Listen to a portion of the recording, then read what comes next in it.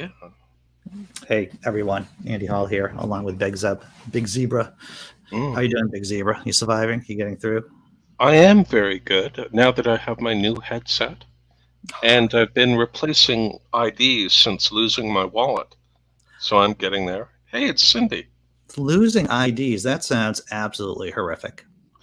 Well, it's relatively easy if you have a passport. And then you can Oh, just yeah. flash your passport and get your new driver's license and health card. No, that's good. Hi, everyone. How you doing, Cindy? Hey, Cindy. How goes it?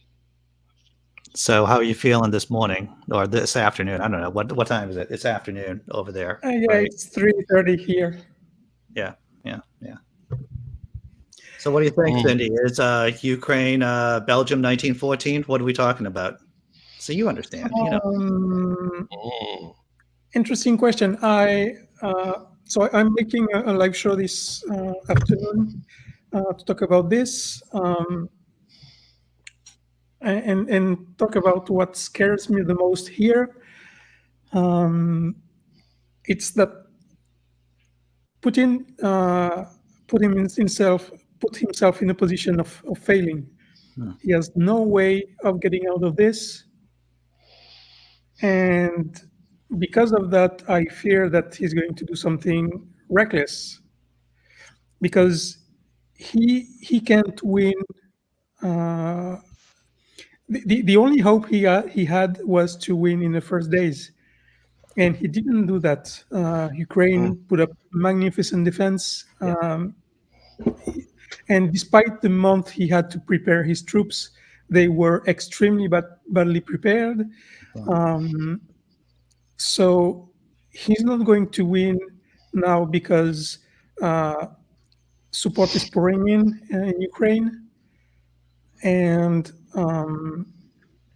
so he's not going to win very easily. And because he has to win because of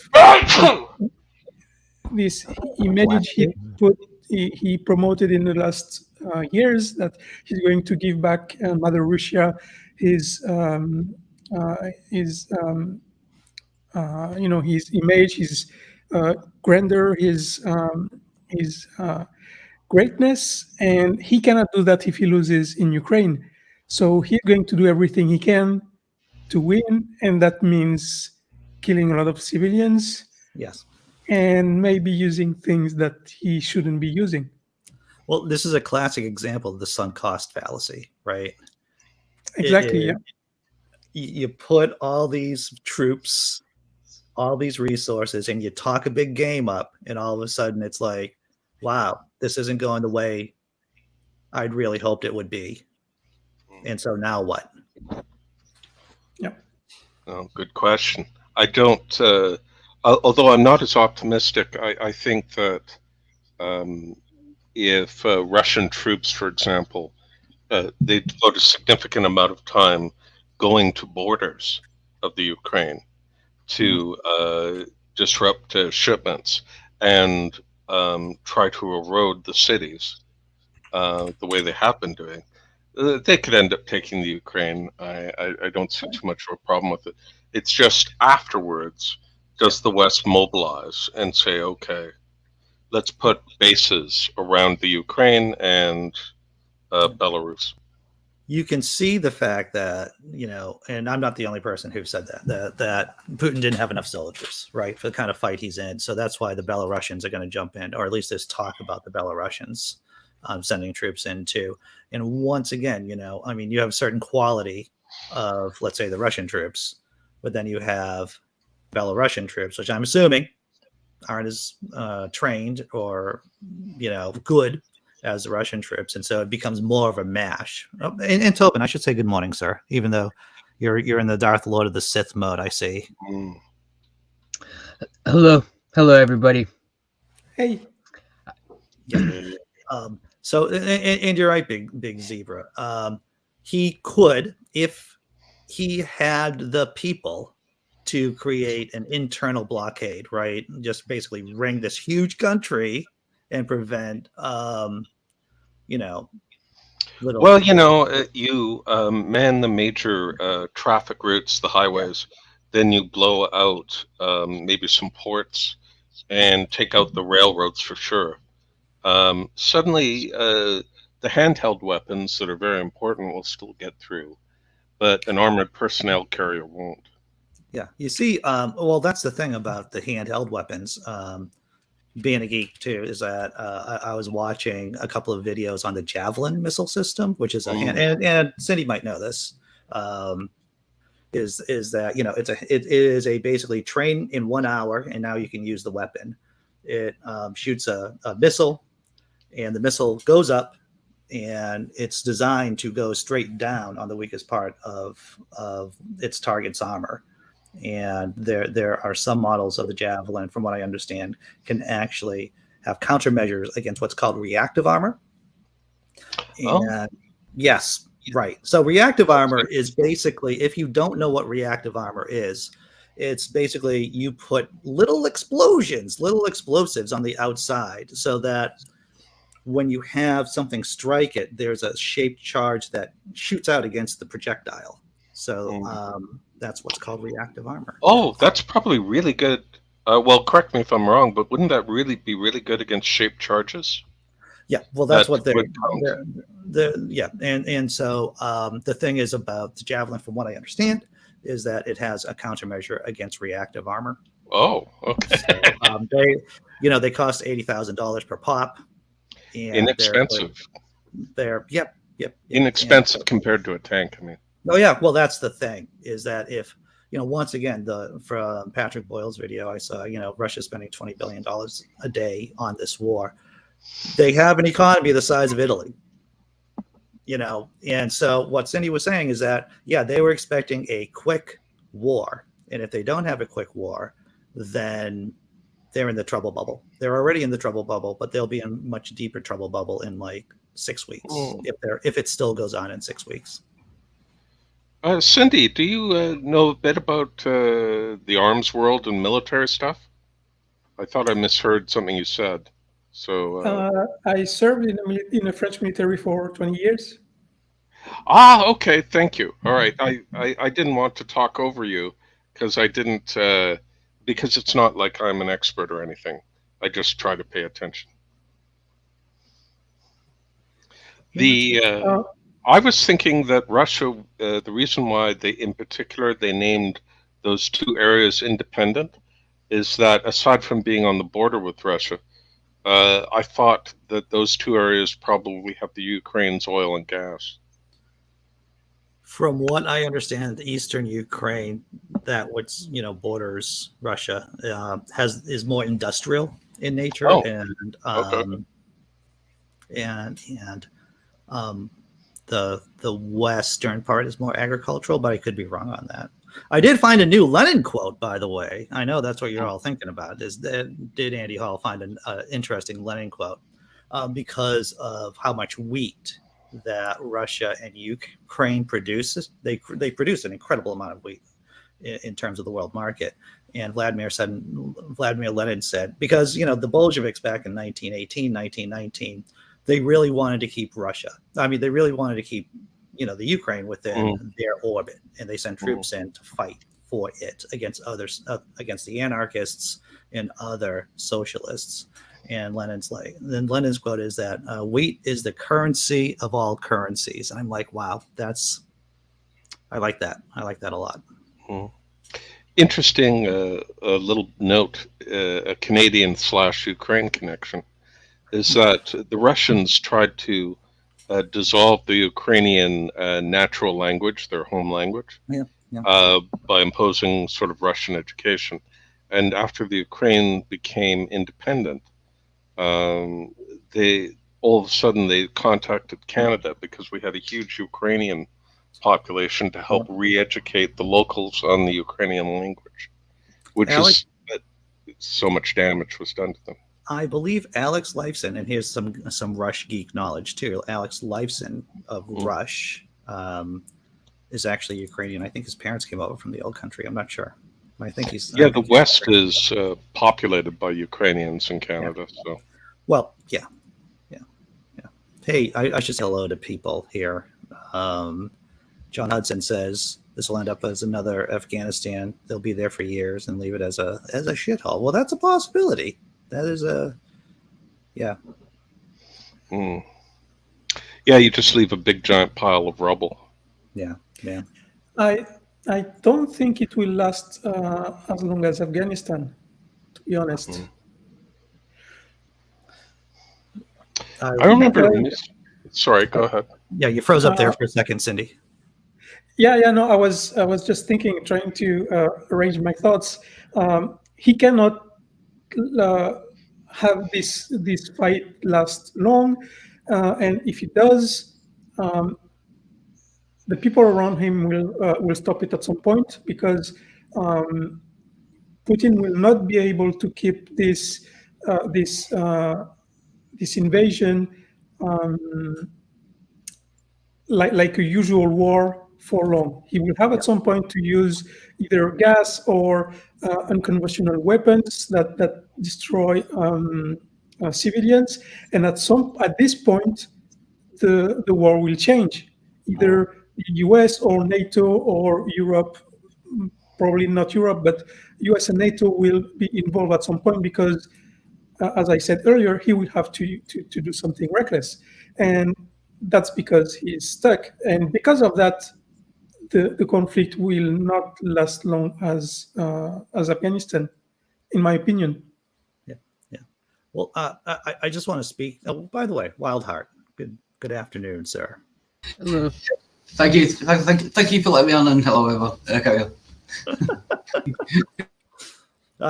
Jesse Bear says, I don't understand why the EU or NATO won't at least send in aircraft to help. The thing is, Jesse Bear, and this is something that I think we all know at some level, is that there's a chance of this conflict expanding, right, into being a major conflict. World War I started off as the Austrians attacking Serbia, basically, because of an assassination. And then it expanded because Germany jumped in and the Russians jumped in.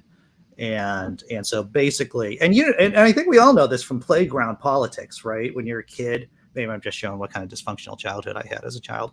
But if you see a buddy getting into a fight and then their buddy, there's everyone starts jumping in and it becomes like a mash. And the West is specifically trying to keep a lid from it becoming World War III.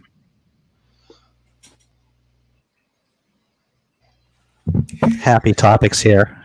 Yes. Yeah. To respond to Jesse Bear's comment, the EU is sending aircrafts to Ukraine. It's probably more Eastern European countries that will do that, because they have some old Russian aircrafts that Ukraine will be able to use as soon as they receive it, without any training or formation. So, but yeah, that's in the pipes. It's in the 500,000 millions. The EU is providing to Ukraine. Yeah. Oh, what do you think, Cindy, of asymmetrical warfare for the Ukrainians? You think it would be effective? It's a term that gets bandied about a lot, but I don't know how effective it is in the long run. Well, Russia doesn't still have the control of the airspace in Ukraine. So as long as this is the case, aircraft and anti-air defenses will be useful. Yeah. All right. I'm going to plug in someone who doesn't even know I exist, but someone is a very good source of information for this and for many other things. It's Bo of the Fifth Column. I don't know if you know his channel, but if you don't, go there, and he's a great source of information and verified information. So yeah, Bo 99% of the time I don't have a problem with Bo. And so yeah. And I've actually been watching a little bit of Vosh's channel too, and people have a problem with Vosh's in terms of some of his tactics and strategies, but some of this, he has been pretty consistent from what I've seen about Ukraine and about being, anti-invasion, which a lot of people on the left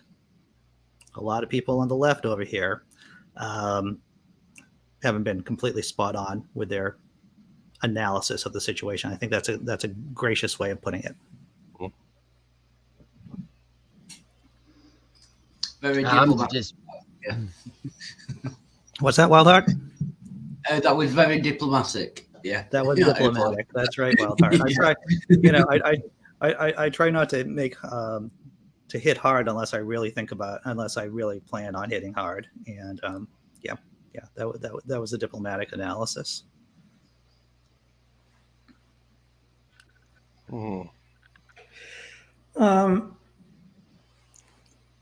Actually, the reason why I came to the panel today is because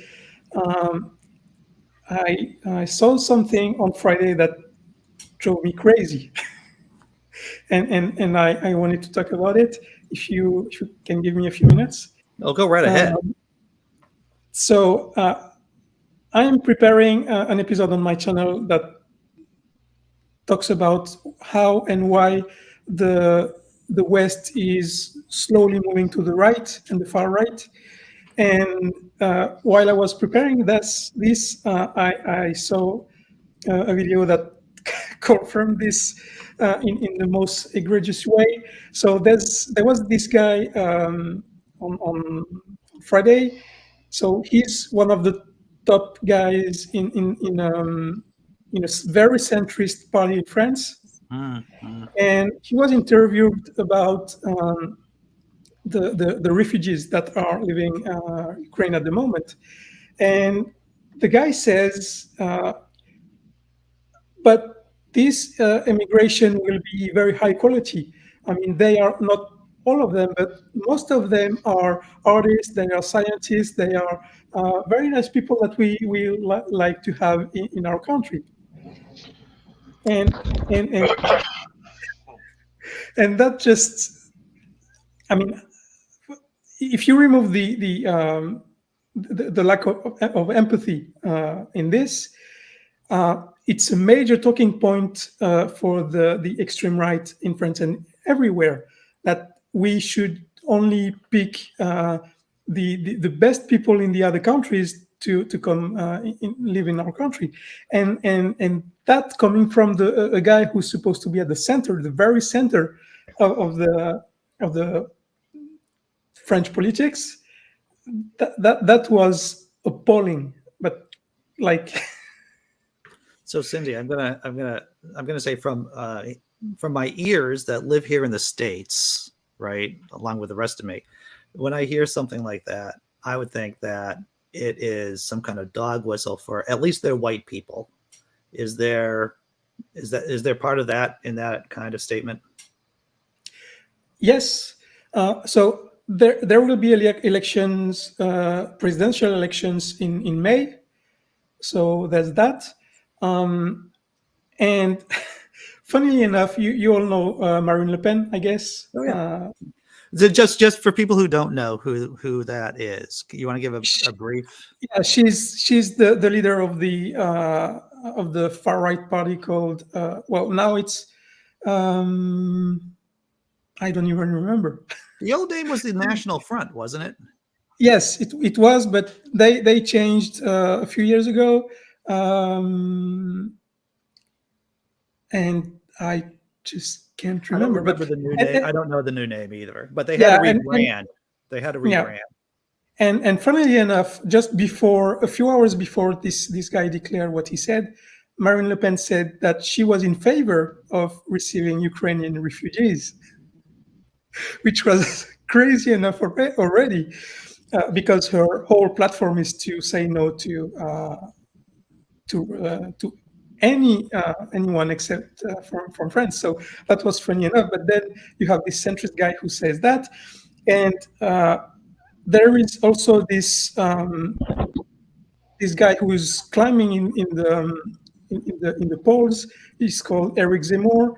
He's basically Bolsonaro, more or less. Bolsonaro from Brazil. Yeah. Yeah. So he has the same ideas as Trump, but a little bit smarter. He has cultivating for years this image that French culture is inherited from Catholicism, and that we need to protect our identity as French people because we need to prevent external influences. He's also very supportive of this great replacement idea that the Europe is being replaced by Muslim people. So Oh, if I can help for a moment, the National Party in France has been renamed to I can't believe it's not Nazis. Oh, well played, sir. Well played. nice. Thank you. Thank you. I do what I can. I had something intelligent to say too, and it's I got. And it's gone now. Yes, I got exactly. Oh, the Genius. absurd the absurd idea that any culture is based on capitalism is just that. It is absurd. Capitalism doesn't care about your culture, bro. It just doesn't care about it. And you can see the uproar in this country when I think Coca-Cola did a TV ad that was Spanish, or the people were singing the national anthem in Spanish or saying the Pledge of Allegiance in Spanish. This happened a couple of years ago, and the Christian right went ape shit. They're like, what are they doing? It's like, well, the thing is, it's like capitalism at its very core just wants to feed itself. It wants to feed the beast, and it doesn't care about your culture. It doesn't care about it at all. It cares about selling people crap. And yeah. That, but this is the thing about people on the right. They're just so bold on making these bullshit statements that are easily refuted, but they just make so many of them. You just play catch up. And whenever I start listening in real careful, it almost sounds like they're talking about themselves. They're like, oh, this is the bad guy, but they're like just describing themselves. It's so weird. And it's like the Gish Gallop, if you're familiar with the creationist arguments. You make 1,500 false claims against evolution in 5 minutes, and then suddenly it's the job of the reasonable person and legitimate scientist to explain why all of the following statements were untrue, and it can't be done. Yeah, well, in that situation, and I just get angry actually thinking about getting Gish Galloped because the other person is treating you like you're an idiot. And he's doing, like, once again, this kind of school grade rhetorical bully crap on you. And I'm like, I am not having that. It just makes me pop, basically. And you see who does that too is Jordan Peterson. He does a version of the Gish Gallop where he just does this word salad. He just spins this word salad in your face. And it's like, that is all bullshit, sir. Maybe it was you, Dr. Kennard, who showed me the online Jordan Peterson nonsense generator. Yeah. It's wonderful. Nice. Yeah, you should really check it out. It's the wisdom. It's the wisdom of Peterson, and you hit a button, and this word salad comes out, and it's beautiful. It's hilarious. I've heard of the Deepak Chopra one. I've not heard of that one. That one's good too. Yeah. The Gish Gallop, by the way, was named after Dwayne Gallup. Just a fun fact. No, Dwayne Gish. I know. You're playing. It's a joke. It's a joke. It's no Dwayne Gallup. He was called, yeah. So Cindy, you're close to France, obviously, being in Belgium. What's your read on how the elections are going to turn out? It's hard to say because this Zemmour guy, he seems to be uniting all the right and far right side because Marine Le Pen is still candidate, but I think she's losing grip to the far right. Zemmour is much more radical in his speech, so he will take. But the fact that they still both be candidate, that will be good for democracy and for France. I think Macron is going to win in the end. France has no left anymore. There is no left party that can produce any kind of doctrine, any kind of valid representation or any discourse that's coherent and listened by the people. So the only thing left is Macron at the center right, I would say, and then the far right. And so the left is going to have to choose between, as usual in the last 20 years, between far right and center, or center right. And luckily enough, France is not yet a fully Nazified country, so Macron is going to win. So I can give a pretty good reason why the U.S. has gone further and further to the right in the last 40 years or so. But what I don't understand, and I don't have any, and I'll happily plead ignorance when I don't know what's going on. Why has the left just dissolved in France then? I mean, why is the right so ascendant? Besides, of course, besides immigration, which seems to turn people crazy, right? I mean, what happened? I think it's an intellectual failure. There is no new idea on the left. There is no, and that's one of the point I'm going to develop in my video on this topic. The left doesn't have any fight anymore. I mean, we already had everything we needed. We have social security, we have paid leaves, we have abortions, we have everything. So we can fight for some minor things, but there is nothing left to gain. So there is nothing to unite people behind. While in the meantime, the right has immigration, has poverty, has insecurity, and all this hasn't changed in the last 20 years, but still are valid talking points that the far right uses, and it still works. Yeah. Interesting. Also, a victim of its own success. A victim of its own success. Yeah. Also, at least with the U.S. Democracy seems to be in perpetual standoff and gridlock, and that just in itself, when democracies appear weak, maybe that's the best time at all for the right. Weak democracy in Germany preceded. That was a very anemic democracy in Germany prior to Hitler, and now we have right-wing nut bars.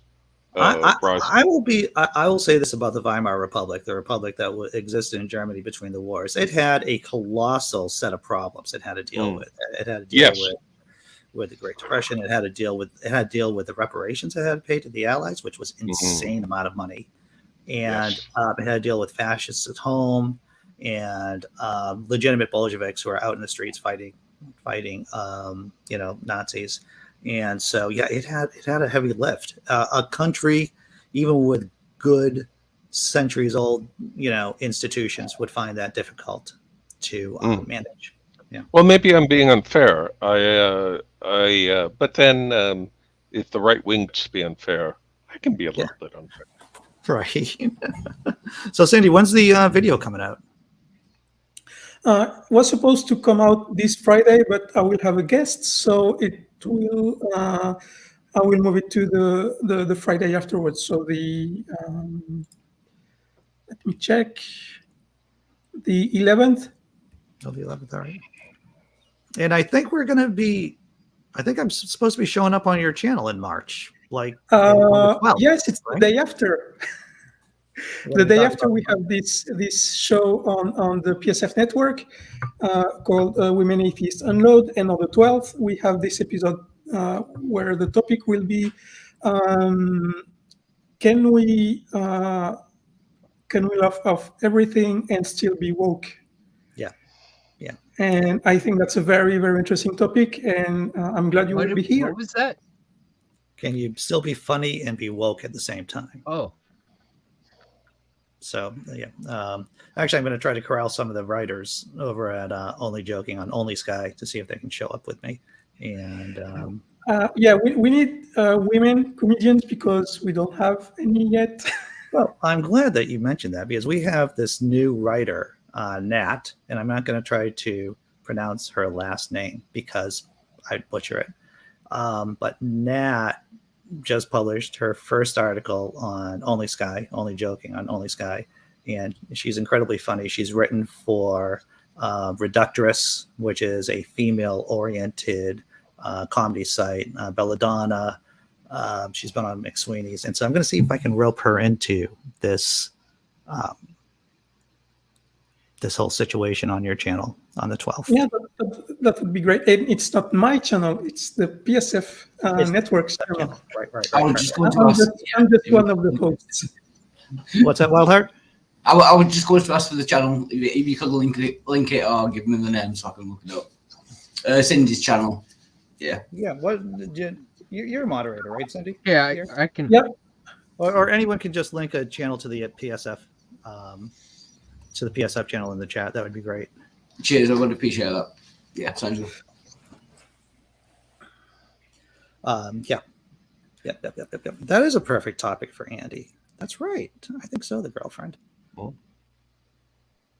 Mark Maron did a podcast a couple of months ago with the author of A History of Comedy, and it was a nice discussion and education on how comedians have always been complaining about getting canceled. Comedians have always been kvetching about not having gigs because people just don't get their humor. And there's a long history of comedians being whiny. I wanted to ask Andy, I've often developed the opinion that I've come to like comedians over time, seeing them perform. And I'm wondering if sometimes maybe the comedian is teaching us that certain things are funny rather than, so it takes us a while to get it, that's often my feeling. Yeah. Well, And just like any other art form, there is there is a skill to it, and then there's the content to it, right? Like who was it? I think it was David who did a lot of kind of paintings in, I think, in the French Revolution or after the French Revolution that I like, but maybe they were kind of pro-statist, So like Orwell said, all art is propaganda. So Jesse Beer just dropped the link there. I actually beat her to it. Oh, dude, I didn't even see it. What? But Yeah, I can't post a link because I don't have a wrench here. I just now how is noticed that this. possible? How is that possible? I have no idea. Well, it's the other channel, and so I'm behind. So put a comment in the chat, Tobin, and I'll give you a wrench. How's that? Or you? So the PSF is a network, and it has 5 channels. Women Atheist Unload is one of them, and there are 4 others, and they're all pretty good in their own way. So yeah, you can subscribe to PSF, and you will be able to see all the shows. Laura McGee and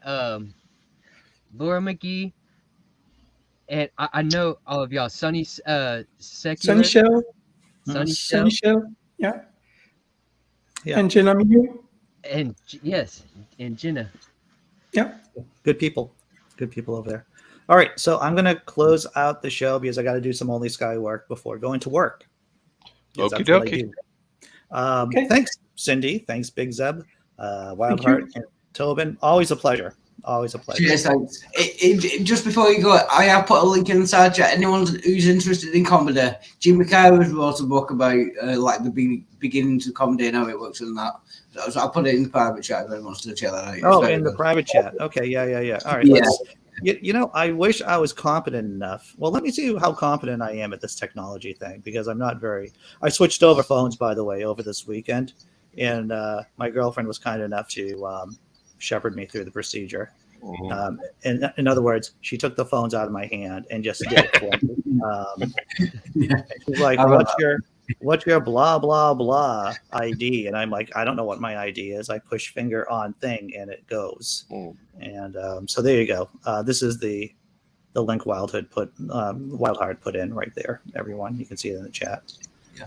Cheers. Thanks a lot. Hey, well, thank you for having us. I'm going to sign off now too. Okay, take care, everyone. Thank you. Nice to see everyone. Thank you. Good seeing you. Cheers. Bye. Did I hit the button? I don't know. I tried to hit the button and now I'm hitting the button.